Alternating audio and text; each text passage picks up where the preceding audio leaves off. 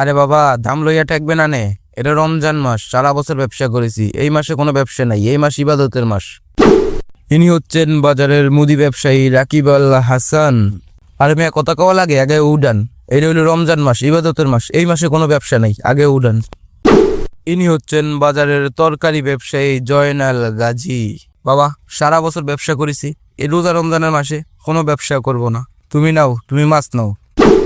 ইনি হচ্ছেন বাজারের সুনামধন্য মাছ ব্যবসায়ী বরাট খলিল।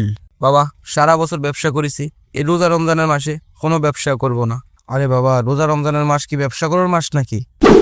ইনি হচ্ছেন বাজারের ইমানদার মাংস ব্যবসায়ী সাইফুল ইসলাম।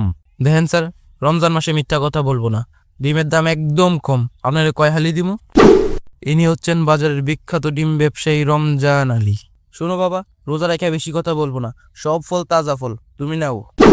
ইনি হচ্ছেন বাজারের বিখ্যাত ফল ব্যবসায়ী আক্কাস আলী।